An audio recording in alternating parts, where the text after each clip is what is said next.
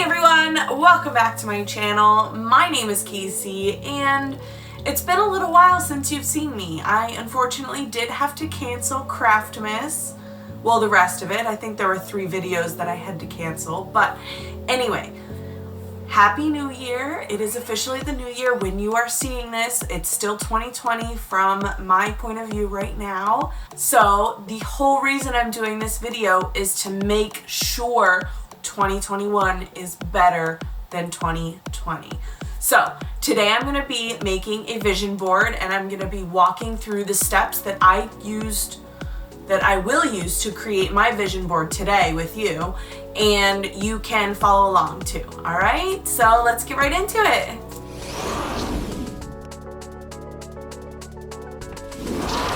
The first step in creating a vision board is to define some goals that you want to accomplish during the year.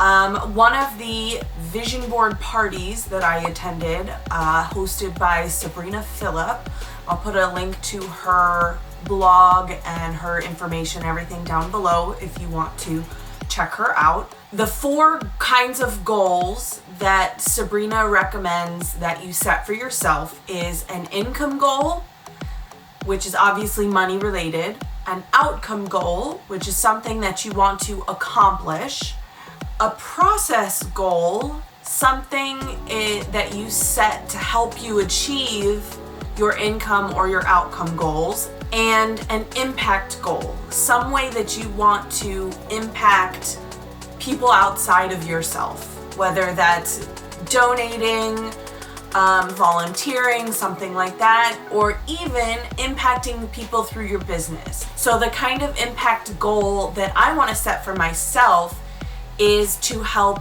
you do any of your projects that you think are too big for you.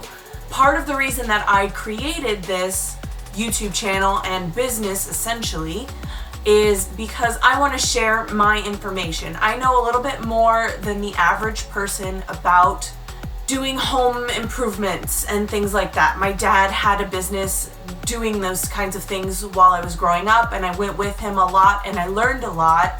I want to create videos that will help you do those projects. So that leads me to, is there a project that you think you can do but you need a little bit of help with? Let me know in the comments below and maybe I'll be able to do it and show you how easy some of these things can be. To get onto my other goals, I'm going to put them up on the screen. My income goals, I obviously want to make money from my YouTube channel. But I also have other sources of income that I would like to have. I would like to do, and these kind of are incorporated into my outcome goals. My outcome goals are, I want to have an Etsy or a Shopify or some sort of like online storefront. I would also like to set up a blog with text versions of my projects that I do. Part of all of that, I lost my train of thought.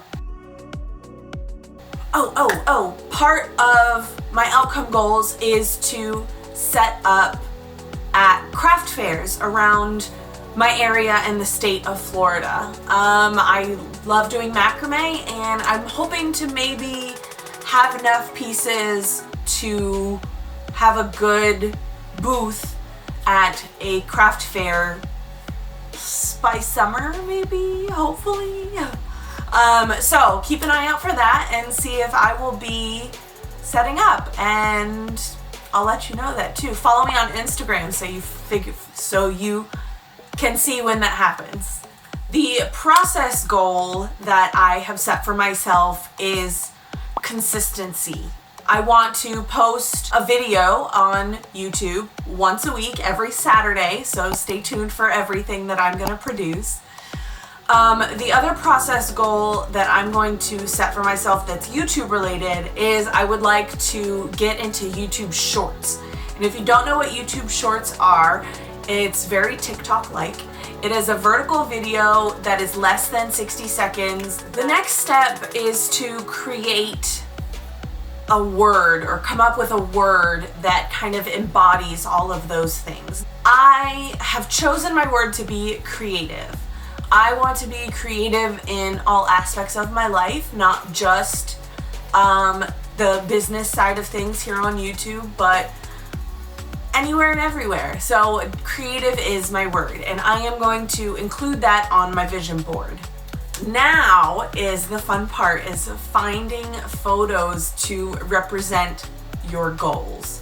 So I'm going to head over to Pinterest, and I'm going to start my screen recording so you can see exactly what I'm doing. Okay, so here I am on Pinterest. I'm going to go to the search function.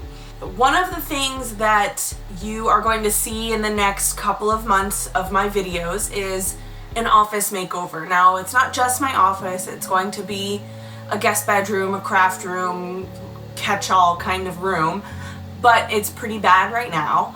So I would like to, as you can see, I've kind of already been searching these things, but I would like to put a picture of a nice organized office on my vision board. Now, something that when you're choosing photos, you don't want to choose just any photo. I want to put something that is going to mean something to me specifically. I'm just going to scroll for a little bit and kind of see what I like, and we'll see how it goes.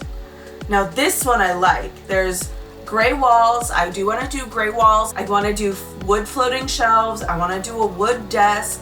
I want to have plants in there. So I am going to save this photo on a board on Pinterest.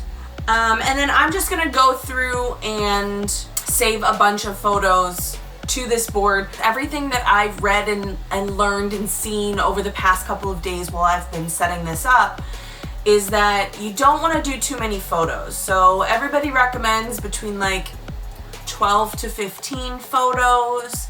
You don't want it to be too busy. You don't want to set too many goals for yourself. You just want to pick a few photos to visually represent the things that you want most from this year. I got this next idea from, I think, Temi Danso Art. I think that's how you say it. I'll link the video that she created down below for you, but I'm going to create a mock-up of my YouTube channel and where I would like it to be at the end of 2021. Okay, I'm now finished finding photos. The next part of this is to print your photos and the word that you have for your 2021 vision board.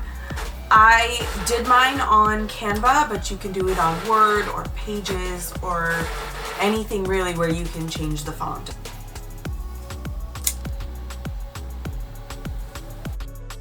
Before you start gluing, make sure your photos and your word are laid out in an aesthetically pleasing way. If it's not pretty to look at it, you won't look at it. And most of the power of a vision board comes from when you look at it on a regular basis. Once it's laid out like you want it, you can go ahead and start gluing. I'm using a glue stick, but Mod Podge will work well too.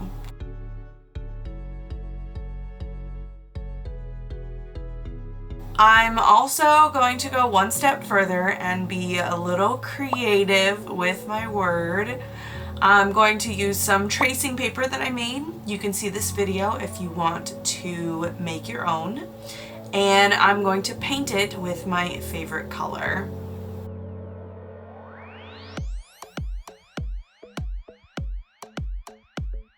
I will hang it in a spot that I know I'll see it every day so I can get the full power of it.